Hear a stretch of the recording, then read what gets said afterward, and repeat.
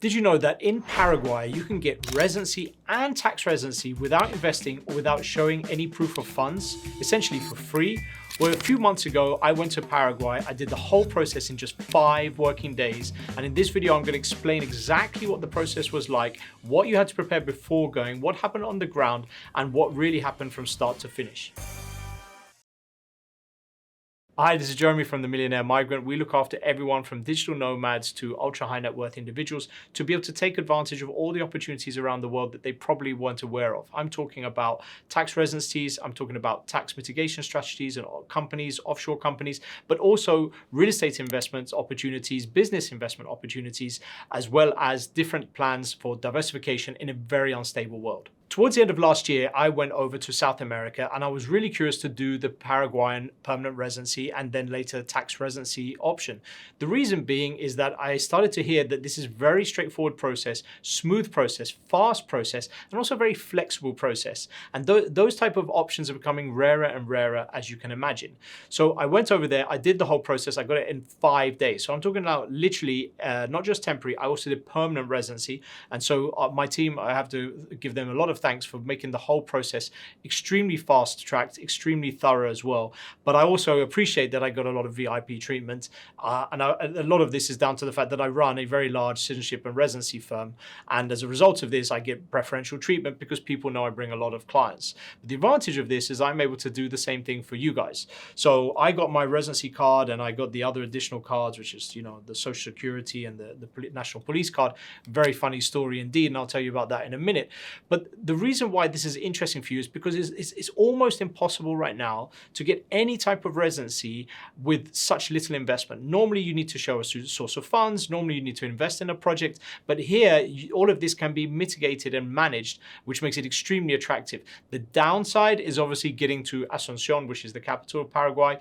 This, I can tell you, is not a straightforward process, but you know what? Sometimes a little bit of pushback and a bit of a challenge, an obstacle, it also helps the fact that stopping everybody else coming in and doing the same thing. So it means that if you act on this and you do it now, you'll be ahead of the crowd, because I can tell you, 15 years working in citizenship and residency by investment is, if everybody else is doing the same thing, by the time you get in, you're in for a very painful experience. Just to give you some background, normally you would have to do the temporary residency and then you'd have to do the permanent residency. But on this occasion, we managed to go straight through to permanent residency, and the reason being twofold. Number one is a lot more prep. So if you plan everything in advance, you can prepare everything so that by the time the clock starts, you can immediately go to the Interpol, the police, to be able to do your documentation there immediately once you arrive and not have to lose time with all of the pre. So we prepared the whole business plan in advance, and this is the second variable which we're talking about, which we did the SOASE version, which is essentially you're going to the Paraguayan authorities and presenting a business case, and so you can use a separate process rather than the normal temporary residency process. You'll be coming at a different point, and this was what enabled us to come in at literally hardly any cost whatsoever and literally go really fast track through the whole process. So I chose that way because I really don't have a lot of time. I travel extensively around the world to different parts of the world, and I manage more than one business, and I'm also married and a father. So time is precious for me, and I don't mind paying a little bit more, but in this case, it's still, in the grand scheme of things, wasn't really a lot of money. But essentially what I did is I did the business option, and the key thing about the business option is that you need to be able to have a plan that shows that you'll be able to hire at least 5 Paraguayan nationals, and you need to show a minimum capital equivalent of at least $70,000. Now, I'm happy to put down the $70,000. I'm happy to build a business, because what I realized when I got on the ground, the difference it makes when you get boots on the ground, you see opportunities. If you're a businessman or an entrepreneur or an investor, you start to go, hold on a minute, this is a place that's got a little bit more than just a tax residency or permanent residency play. But essentially, from what my people on the ground were telling me is that they're not overly checking the $70,000. What you need to demonstrate is that you have sufficient funds to serve the $70,000 and then a good amount after. So I was able to provide supporting documentation. So I'm talking bank statements, property deeds, your online trading accounts, tax returns, and all the such. But you also need to provide your birth certificate and a police report from your home country and the country that you're resident. Once you prepare all of this, the whole process is literally was getting picked up around like 2 in the afternoon, sitting around, you know, the usual stuff that you have to do in a lot of government departments, sit around for about an hour, sometimes 2 hours. This doesn't really change in a lot of countries, unfortunately, whether you're talking about Portugal, Paraguay, or any other country. But essentially, I have a lot of experience in doing this, and I was able to use my team to expedite the whole process. MillionaireMigrant.com is the channel that I have created that plugs in all the different business components that I have, which is my real estate analysis and legal department, as well as my brokerage department. I'm not a real estate broker, but having brokers gives me access to a lot of the deals around the world. I have also Saving Partners, which is a multi-government accredited, large and world-recognized citizenship and residency firm. And then also have Millionaire Migrant and its team of experts, which cover immigration, tax, and financial markets as well, to be able to bring a lot of the expertise that we have into one platform so you can get this all the time.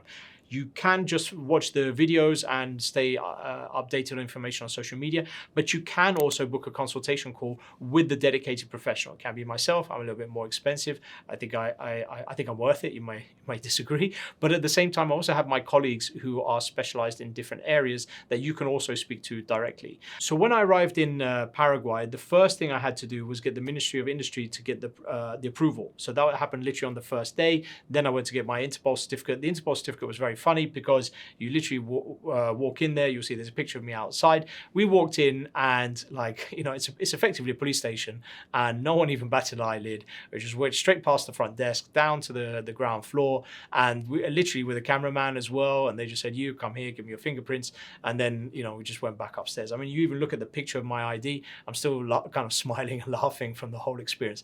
I've never seen that type of experience before in my life. It's very flexible. I think in today's world of over-regulation, you kind of want to have that type of situation. Not always. Sometimes too much flexibility can be a problem in the future. So essentially the project is approved. We visited the immigration office inside SUAS, which is obviously the department which takes care of overseas investment and trade. And then we submitted all the documentation and we left the country, I think it was out by the Saturday, right? I think Friday was the last day. So the whole process was 5 business days. And 2 months later, which is where we are today, I received my cards, my residency cards. I'll be doing the tax residency as well, because I wanted to go back and check out what was happening down in Paraguay, because it was a 5 intensive days. It's very difficult for me to manage a lot of the people I work with, my business, my clients, because of the time difference, about 9 hours ahead of the UAE and 6 hours ahead of Europe. So it was quite intense. You know, the thing about Paraguay that is really interesting is obviously the whole residency process, the permanent residency, is very cheap, and it's in a part of the world that no one's got really any problems with, right? And when you want to have a plan B, Paraguay is really high up there. No one's got any issues with South America. South America is a fairly neutral part of the world. They all have their issues with communist governments or quasi-communist governments, or you've got, you know, your chainsaw anarchists like Milei in Argentina, and we'll see how that pans out. But look at Paraguay, it's essentially pro-business. It's got like half a dozen powerful families that kind of keep things moving. So I see a lot of similarities with Singapore and the UAE, and I'm not saying Paraguay is going to be at the same level as those 2 countries. But if you look at it, you see that those 2 countries in different parts of the world. So if you want something on the US time zone, you can do business with the United States, which pays well. You get paid in dollars, but you won't be paying any tax because it's territorial tax. And you can live in a country that is a very low cost of living, that is a very flexible place to be. Citizenship is not straightforward. Anyone who tells you Paraguay citizenship is straightforward, I can tell you I've been doing citizenship and residency for 15 years. I get loads of people around the world tell me about, I mean, even recently I've had Georgia, Armenia, Romania, like that's just this week. All these people contact us around the world and say, I've got a connection and I can make these things happen. We filter out all of that stuff because we don't want any hanky-panky. I don't want my clients paying and not getting anything at the end of it. Paraguay isn't a citizenship play. I've heard people say it is and others say it isn't. Look, if I do it first and you'll know about it, but I'm going to be a couple of years away at least, but it doesn't look like it's quite straightforward. It's a bit like people talk about Costa Rica. Costa Rica is straightforward. It's not straightforward. Dominican Republic is not straightforward either. They make it sound like that. Cambodia is another case in point. So unless I've done it myself, listen to any YouTuber or blogger or anybody like that, but I come from a position of knowledge and experience. I have multiple government accreditations. I'm mentioned in the news fairly often. I was in the Financial Times. I was in Forbes. We're in Money Week. We're in various publications as an authority on this matter. So I wouldn't look at Paraguay from that. But if you look at it as all the other things, which is quality of life, safety, away from all the places, the bad things that could happen in the future in a very unstable world. The tax, the cost of living, the US time zone, the fact that I see a lot of upward uplift in terms of property prices, because you look at the depreciation of the Argentinian currency or the Brazilian real, and you see all those people need to put their money into the nearest safe haven place that can protect the value of that currency through real estate. And then you see that there's more and more businesses going there, because again, if you've got these digital nomads coming there, or businessmen coming there, or real estate investors coming there, and then you see the price of land that you can buy at, the price you can buy it at. I wouldn't buy an apartment there. I'm not sure. I'll check it out. I looked at some apartments there, but I think I wasn't totally convinced. I think it's just buying a piece of land, just leaving it there, letting it go up. Much like if you bought gold a year ago, you'd be up about 100% by now. If you'd bought, crypto probably a couple of years ago, same thing. I'd see Paraguay as another diversification play. You don't need to put too much money, but just like you shouldn't go in all on crypto, because for all those guys online say they make loads of money, I can tell you we've had crypto clients that just got completely wiped out.